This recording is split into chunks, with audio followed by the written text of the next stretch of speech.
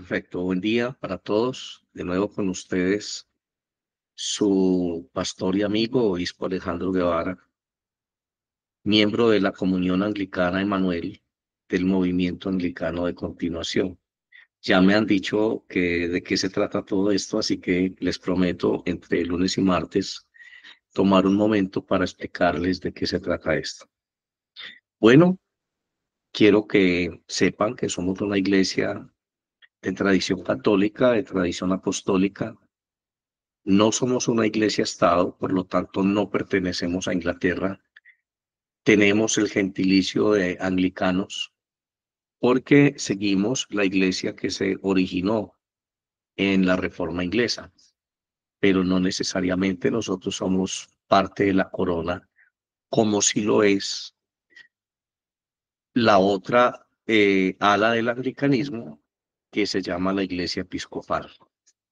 Alguna vez la iglesia episcopal decidió ordenar mujeres, ordenar homosexuales, hacer homosexuales de algunas sacerdotes homosexuales, llevarlos al episcopado, defender la causa de la adopción de niños por parejas del mismo sexo y otro tipo de cosas. Y ese fue el punto de quiebre. Muchos obispos, más de 90 obispos mayores de la iglesia anglicana, cuando eso todavía era un solo bloque, se reunieron en la ciudad de San Luis, Estados Unidos, e hicieron un sínodo que se conoció como el Sínodo de San Luis, y se estableció un documento de independencia de estos obispos que habían adoptado por esta forma de conducir la iglesia. Y se llamó entonces el movimiento continuante. ¿Qué es el movimiento continuante? Permítanme. ¿Qué es el movimiento continuante? Simplemente continuar con lo que había. ¿Y a qué se refiere el movimiento continuante? Antes de separarse la Iglesia de Inglaterra de la Iglesia de Roma, fuimos 15 siglos una sola iglesia. Los problemas de Enrique VIII, de corte político y personales con el papado de Roma, eh, son una experiencia personal de ellos, pero la iglesia en su estructura seguía siendo la iglesia. Así que cuando nos referimos al movimiento continuante anglicano, estamos hablando de una iglesia indivisa que era una sola estructura con la iglesia de Roma. Continuamos entonces con esos postulados de la iglesia durante estos 15 siglos, antes de cualquier fracción, excepto la fracción que ya se había originado en el año 1100 y algo con las iglesias de Oriente. Ellos sí se habían separado unos 4 siglos antes. Ok. Así que rápidamente ese es un bosquejo muy, digamos, elemental de lo que significa esto. Como les digo, en alguna oportunidad, solicitud de algunos de ustedes, voy a tomar un poco más de tiempo para hablar de esto, pero no es el interés pastoral nuestro, porque nosotros no estamos interesados en predicar una doctrina derivada de una postura teológica de una denominación o de un grupo eclesial. No, nosotros en temas doctrinales casi no queremos discutir. Creemos que estos espacios deben ser aprovechados mucho mejor para hablar de lo que sí es importante, la persona de Cristo Jesús, el que es, el que fue y el que será por la eternidad. El Dios de todos los tiempos, el Dios inmutable. Desde nuestra humanidad y perspectiva, nosotros quisiéramos dividir el accionar de Dios en diferentes épocas y hacernos una figura de Dios dependiendo de lo que hizo en la muy primigenia, después de la creación y posteriormente a través de los pactos con Israel.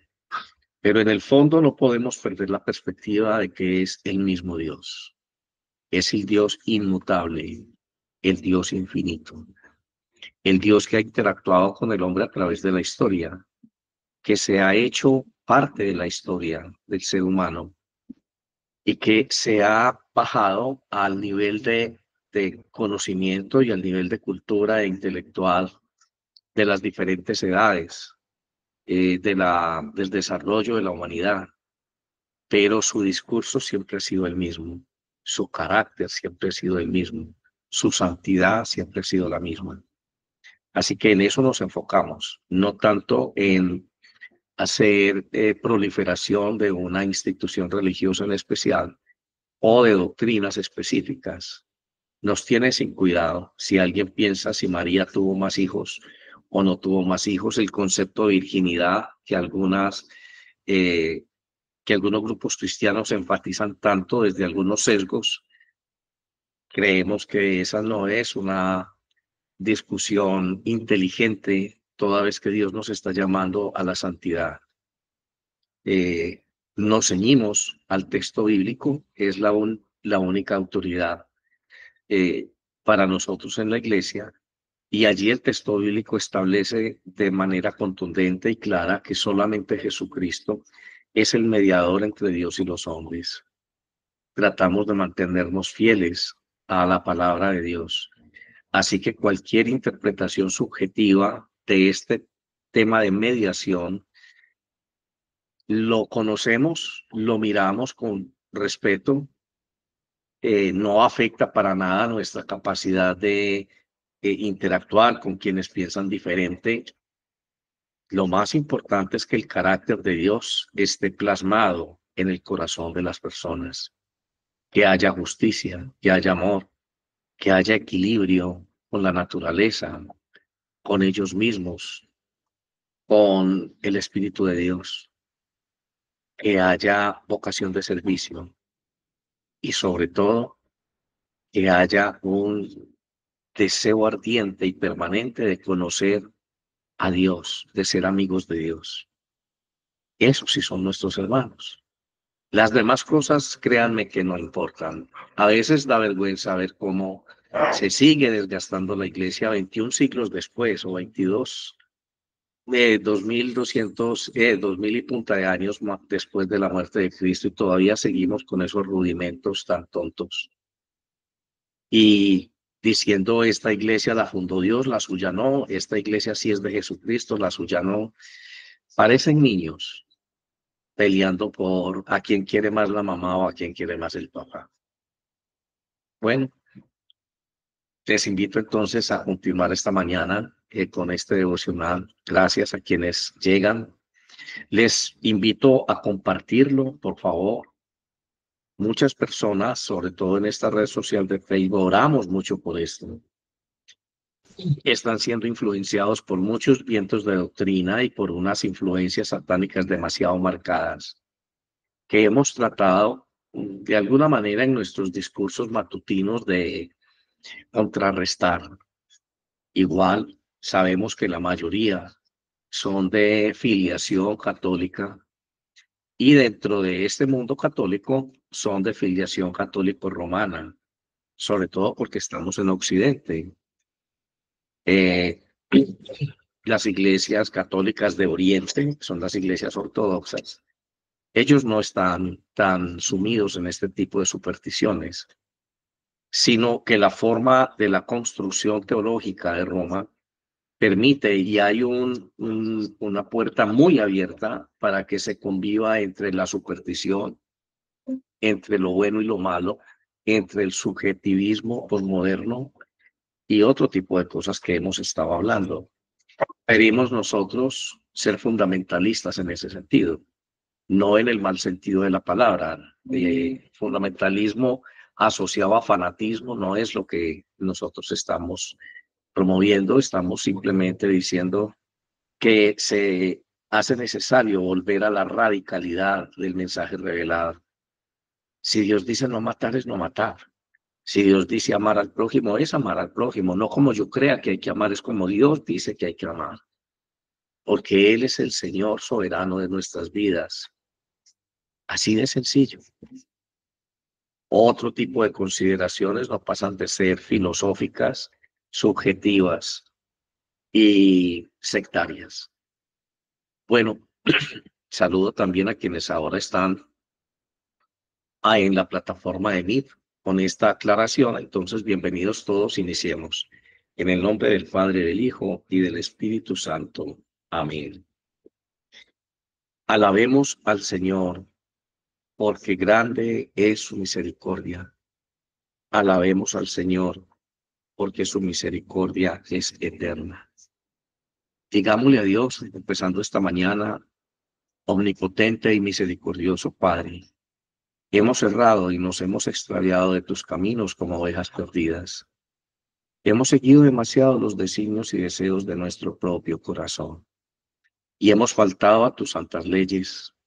Hemos dejado de hacer lo que debíamos haber hecho y hemos hecho lo que no debíamos de hacer. En nosotros no hay salud, mas tú, oh Señor, compadécete de nosotros, humildes pecadores. Libra, oh Dios, a los que confiesan sus culpas. Restaura a los que se arrepienten según tus promesas declaradas al género humano en Jesucristo nuestro Señor. Y concédenos, oh Padre, por su misericordia, por su amor, que de aquí en adelante vivamos una vida sobria, santa y justa, para la gloria de tu santo nombre. Amén. En este momento advierto que tengo muy poca batería en la transmisión que estoy haciendo a través de la PC o del PC. Denme un segundo, soluciono esto, ya vengo. Me disculpa, por favor, solamente un segundo, por favor.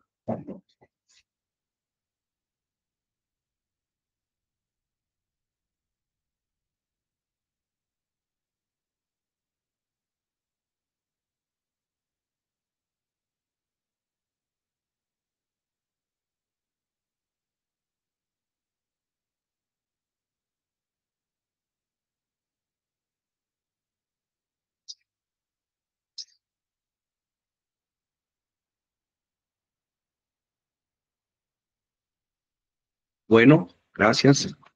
Eso fue todo. Y ahora sí estamos. Permítanme compruebo aquí que sí está recibiendo carga.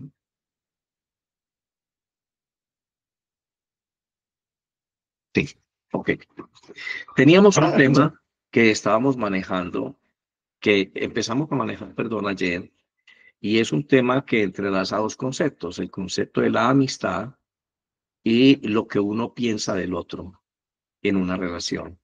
¿Qué tiene que ver lo que piensan de mí en la calidad de la amistad con alguien y cómo marca la calidad de mi amistad con alguien lo que yo pienso de esa persona? Esto nos lleva, obviamente, por deducción lógica, en algún momento a hablar de la confianza. Pero para no detenernos en ese tipo de consideraciones que ya ayer le dedicamos un ratico, vamos a hablar entonces de lo que es importante. Dios nos decía ayer, nos recordaba aquel texto del Evangelio donde Jesús dice a sus discípulos: yo ya no los llamo a ustedes siervos, sino que los llamo amigos. Y la razón que da Jesús para hacer esto es porque, según él, el siervo no conoce lo que hace el maestro, el Señor, perdón, pero el amigo sí. Así que ese énfasis de la amistad en los labios de Jesús, enlazado al concepto de conocimiento, es lo que queremos rescatar en este momento.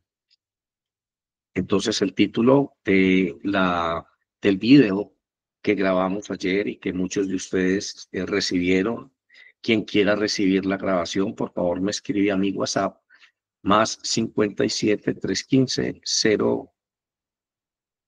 040589. Por favor, no lo olviden. Cualquiera que quiera recibir este video me pueden escribir y con mucho gusto se los estaré haciendo llegar, inclusive el de hoy.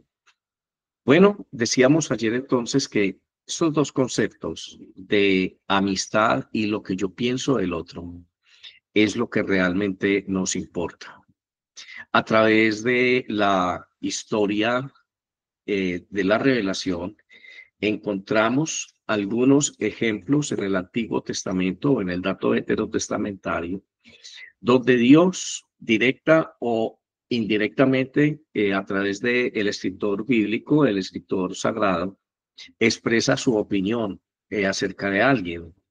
Y hablábamos de cómo Dios hablaba, en algún momento se expresó de Noé. Dios se expresó también de Abraham. Dios dijo de David algo, y era su concepto de David. También en el libro de Daniel vemos cómo Dios expresa un concepto específico. Y ya en el Nuevo Testamento vemos cómo Dios habla de María, la madre de Jesús. Y ya cuando Jesús encarnó y estaba entre nosotros, cómo el Padre se expresó de su Hijo. En el momento del bautismo, una voz dijo: este es mi Hijo amado, en quien tengo mi complacencia. ¿Qué es complacencia? Mi alegría, mi gozo. Cuando yo amo, siento gozo. Estar en la presencia de la persona que yo amo es producto de gozo para mí. Dejo este pensamiento para que quienes sienten estrés cuando están con alguien que en teoría debe ser un ser amado, pero por el contrario, lo que está sucediendo es que me produce estrés. Allí hay que hacer algo, porque hay un virus, hay un cáncer espiritual haciendo daño. Eso no está bien. Muchas personas nos acostumbramos a esas pequeñas cositas. Decimos: Dios es todo para mí, Dios es mi vida, Dios está conmigo, pero desafortunadamente esas pequeñas cosas son las que usa el acusador, el fiscal de nuestra vida en términos jurídicos delante de Dios, el que nos acusa. Y nos dice: él podrá decir cosas muy bonitas, él podrá pensar muy bien de usted, él podrá ir a la misita, él podrá ir al culto cristiano, qué sé yo, pero la realidad de su vida es esta. Así que no es lo que pensemos, no es lo que sintamos. El cristianismo no es algo que se siente. El cristianismo no es algo que tiene que ver con las emociones humanas. El cristianismo no es algo que tiene que ver con mi estado de ánimo. El cristianismo es un nivel de vida, es una calidad de vida, es adoptar otra naturaleza, otra cultura. Es la naturaleza santa, la cultura de la santidad, que es la cultura del cielo. Eso me da mi equilibrio, eso me da mi dominio propio, eso me da mi inteligencia para poder discernir diariamente entre lo que es bueno y lo que es malo, entre poder afirmar cada día mi identidad cristiana como hijo de Dios. Cuando yo no tengo eso claro, entonces yo soy cristiano solamente cuando voy al culto o cuando voy a la misa. Pero salgo de ahí y sigo siendo no sé qué cosa, porque ni siquiera yo mismo sé qué es lo que soy. Dios mío, ¿hasta cuándo vamos a claudicar entre dos pensamientos? ¿Hasta cuándo vamos a estar militando en una iglesia que acepta este desorden espiritual entre los bautizados? Sin más, se lava las manos la iglesia diciendo: pues nosotros hemos hecho nuestro trabajo, hemos escrito una cantidad de cosas, el que quiere saber qué piensa la iglesia, ahí está el catecismo, ahí están las cartas apostólicas, ahí están las encíclicas, ahí está todo ese material. No leen la Biblia, por Dios. Van a ponerse a leer todo ese arsenal de cosas que necesariamente en su mayor contexto apuntan al fortalecimiento de una institución. Porque si apuntara a la santidad sería otra la realidad del mundo. Vamos a leer hoy, entre todas estas personas que acabo de mencionar, que Dios ha hecho referencia a ellos, hay uno que en especial nos llama mucho la atención, y es Job. En el libro de Job, en el primero y en el segundo capítulo, hoy quiero compartir con ustedes estos dos conceptos que Dios emite de Job en el inicio de este libro. Y encontramos en el capítulo primero, en el versículo 8, eh, lo siguiente: y Dios dijo a Satanás, ¿te has fijado en mi siervo Job? Porque no hay ninguno como él sobre la tierra, hombre intachable, recto, temeroso de Dios y apartado del mal. Ojo con esos 4 adjetivos. Eso pensaba Dios de Job. Entonces Satanás le respondió y le dijo, ¿acaso Job teme de balde a Dios? ¿No has hecho tú una valla alrededor de él, de su casa y de todo lo que él tiene por todos los lados? Has bendecido el trabajo de sus manos y sus posesiones han aumentado en la tierra. Pero extiende ahora tu mano y toca todo lo que él tiene, sus posesiones, y verás cómo te maldice en tu propia cara. Entonces el Señor dijo a Satanás, he aquí, todo lo que él tiene está en tu mano, pero no extiendas tu mano sobre él. O sea, no puedes tocar su vida. Y Satanás salió de la presencia del Señor. Varias ideas hay muy claras en este texto, ¿no? Cuando hacemos lo que está bien, lo que es correcto, cuando tenemos una verdadera amistad con Dios, esa confianza es mutua, ese reconocimiento es mutuo. No estamos hablando con un Dios impersonal, estamos hablando con un Dios que es una persona, es un ser vivo, es un ser que realmente existe. Ese Dios es mi amigo, ese Dios es mi papá. Así que yo tengo con Jesús una relación de amigo, de hermano, una relación muy fraterna, con un profundo sentido de agradecimiento por lo que Él hizo en la cruz. Pero con el Padre tengo una relación de respeto, de profundo reconocimiento de su santidad. Con el Padre tengo una relación de adoración y alabanza. Y con el Espíritu Santo tengo una relación de comunión, de unificación de ideas, de propósitos comunes, de deseos de alcanzar la meta que el Padre ha dispuesto para mí. Siento el amor de Dios a través de su Espíritu. Siento la fuerza y el poder de Dios a través de su Espíritu. Ejerzo la autoridad de Dios en mi vida y en las circunstancias adversas, tanto mías como de otras personas, a través de su Espíritu.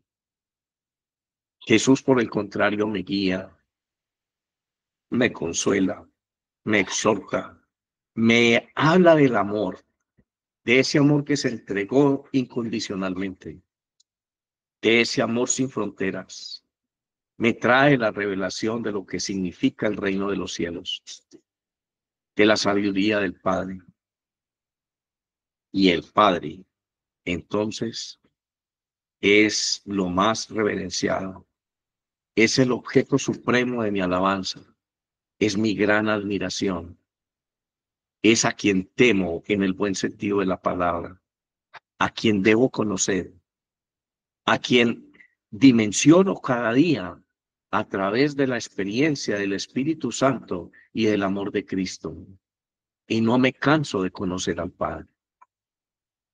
Bueno, ese Padre, ese Dios, cuando tú y yo hacemos lo que está bien, su corazón se alegra, su corazón se complace, como él se lo dijo a Jesús en el bautismo.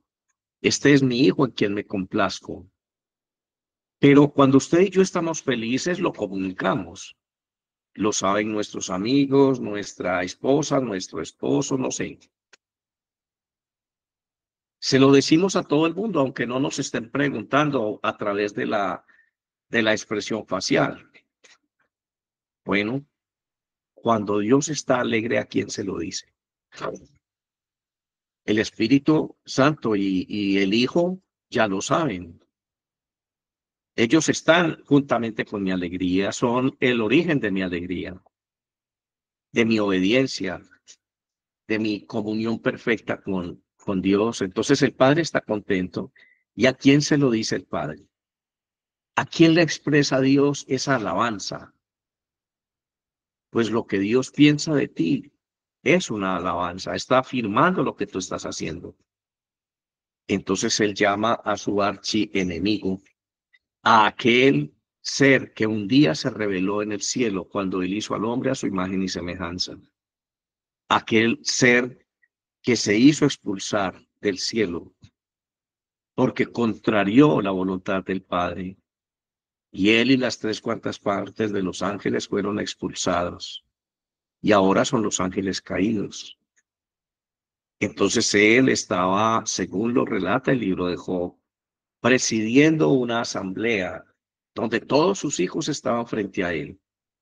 Cuando en la Biblia se habla de los hijos de Dios, se está hablando de seres inteligentes. Y en esa categoría solamente caben dos tipos de entes, los ángeles y los seres humanos. Los ángeles entonces del cielo estaban en la presencia de Dios. Los seres humanos estaban en la presencia de Dios. Entonces por allá apareció un personaje llamado Satanás y Dios se adelanta y le dice, ¿de dónde vienes? Y Satanás le responde de caminar por la tierra y rodearla. Entonces Dios está feliz y le dice a Satanás, ¿has considerado a mi siervo Job? Como dice, lero, lero, no es verdad lo que usted le dijo a Eva. Usted le dijo a Eva que cuando las personas comieran del árbol que yo les dije que no comieran, iban a llegar a ser dioses, y usted la engañó. Y usted pensó que haber hecho caer al hombre del estado en el que yo lo creé, le dio a usted la victoria, pero no es así. Mire que aunque Cristo todavía no ha llegado a redimir la humanidad, ya la ley de Dios estaba haciendo su efecto. La ley tenía un nivel de autoridad y de gracia sobre el pecado. Y este hombre Job, mi siervo Job, ojo con los adjetivos con los que Dios se refiere a Job, dice, te has fijado en mi siervo, siervo es servir, en mi siervo Job. Esa palabra siervo Dios la toma y la cambia. Jesús la cambia ya en su ministerio terreno. Y le dice a los apóstoles, a los discípulos que le estaban escuchando, ya no los voy a llamar a ustedes siervos, los voy a seguir llamando mis amigos. ¿Sabe por qué? Porque el siervo no sabe lo que hace su señor. En cambio, el amigo sí. Aquí estamos hablando de un hombre llamado Job, que para nada tenía claro cuál era la sabiduría, cuál era la omnisciencia, la omnipotencia y la grandeza de Dios. Él tenía una visión de Dios muy limitada, muchísimo más limitada que usted y yo 21 siglos después. Este siervo oraba simplemente porque servía. Y Dios le dice a Satanás, él es mi siervo, Job, porque no hay ninguno parecido a él o como él sobre la tierra. No hay ninguno que sea como él. Tú mandaste toda la humanidad al traste, pero sabe una cosa, aquí hay uno que no se parece a ninguno de ellos. Este hombre es intachable, es recto, tiene temor de mí, es decir, quiere conocerme, me respeta y por eso es mi siervo. Y está apartado del mal, según el dictamen de la ley.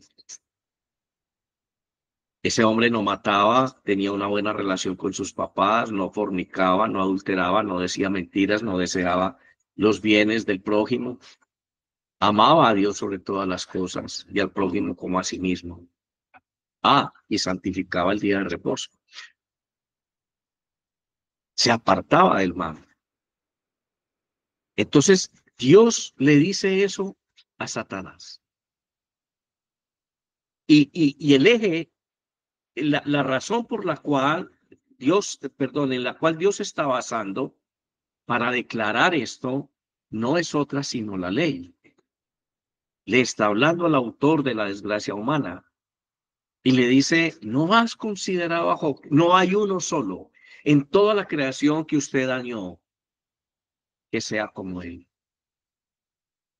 De acuerdo a mis estatutos y a mis leyes, lo que hoy tenemos en el plan de redención del hombre, de acuerdo simplemente a la ley, este hombre es intachable, es recto, tiene temor de mi nombre y está apartado del mal. Y eso solamente cumpliendo los mandamientos. Muy diferente sería lo que Dios pudiera expresar de usted y de mí hoy, después de que todo fue consumado, como lo dijo Jesús en la cruz. Después de que ya el pacto eterno fue establecido con la sangre de Cristo. Después de que usted y yo vimos cómo se rompió el velo del templo y ese velo que siempre estuvo oponiéndose o poniendo una barrera para entrar a la presencia de Dios, al lugar santísimo, ya no existe. Ya tú y yo tenemos comunión directa con el Padre, somos hijos de Dios. Tenemos la opción de morir a nosotros mismos y renacer de nuevo en Jesucristo. Qué hermosura el Evangelio. ¿Qué podrá decir Dios ahora de un verdadero redimido? ¿Qué podrá decir Dios de un Pablo, de un Juan, de María de Magdala, de todos aquellos que aceptaron la propuesta de su salvación? Estoy seguro que ya estos adjetivos que hacen referencia a la ley no serían usados por Dios, porque como el apóstol Pablo enseña a la iglesia, la ley sirve única y exclusivamente para despertar conciencia de pecado. Si la ley no existiera, no existiera el concepto del pecado.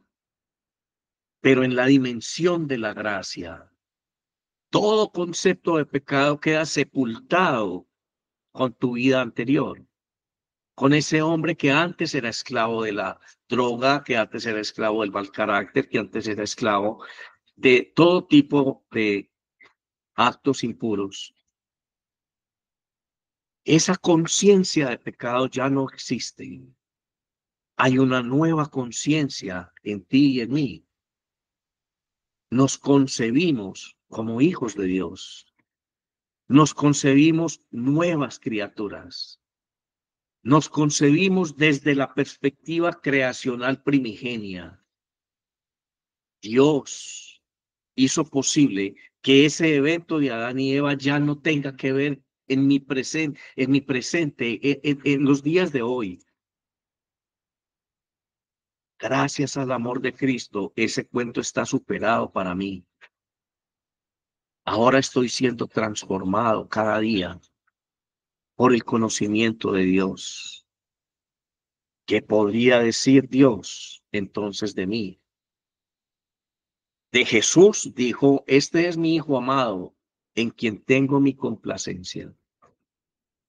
Si Jesús murió por ti, si Jesús se ofreció por ti para redimir tu vida, para hacer morir la obra de Satanás, si cada vez que el Padre te mira a ti, usa a Jesús como si fuera una lente, Él te ve a través de Jesús. Tú eres digno de todo, de toda consideración divina. No hay límite para la gracia que tú recibiste.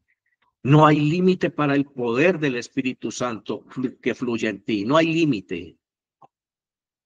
Jesús decía, si ustedes tuvieran fe como un grano de mostaza, le dirían a esta montaña, arráncate y tírate al mar, y ella lo haría.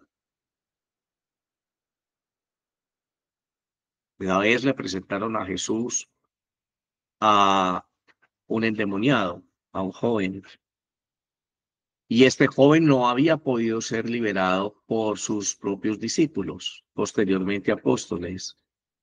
Y Jesús dijo una expresión como esta: ¿hasta cuándo tendré yo que soportarlos?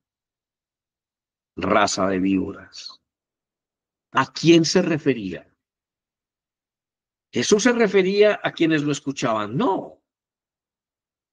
Jesús se refería a los demonios, al poder que ellos todavía ejercían en la tierra, a ese poder que era capaz de desafiar la autoridad que él le había dado a sus discípulos. En ese instante le estaban diciendo a él, mira, tus discípulos no han podido liberar a este joven. Y él dice, ¿hasta cuándo tendré que soportarlo, raza de víboras? Traigan al joven, y lo liberó. Y luego los discípulos le preguntan, ¿por qué nosotros no pudimos hacerlo? Y Jesús les responde y les aclara, porque este género de demonios no sale sino con oración y ayuno. Ese es el alimento, la fortaleza del espíritu, la oración y el ayuno. Obviamente sus discípulos no conocían esto porque aún no había venido Pentecostés, porque aún no había llegado a la tierra la plenitud del Espíritu Santo que fue después de que Jesús murió y fue llevado al cielo en gloria. 40 días después de esto, entonces viene el Espíritu Santo. Así que estos pobres discípulos no tenían cómo comprender esto, no tenían cómo comprender el ayuno. Tenían un concepto del ayuno desde la perspectiva de la ley, pero no del ayuno que Dios quiere, no del efecto de fortaleza espiritual que conlleva el ayuno cuando se hace con un propósito y la oración. Dios tiene un concepto de ti, hermano. Y a partir de esta claridad que te estoy haciendo en este momento, quiero preguntarte para terminar, ¿qué crees tú que Dios piensa de ti? Realmente si tú eres amigo de Cristo Jesús, realmente si eres hijo del Dios eterno, y realmente tú si vives en comunión con el Espíritu Santo o vives en comunión contigo, con tu justicia, con tu idea de que has hecho de ti mismo, con tus propósitos, con tu ego.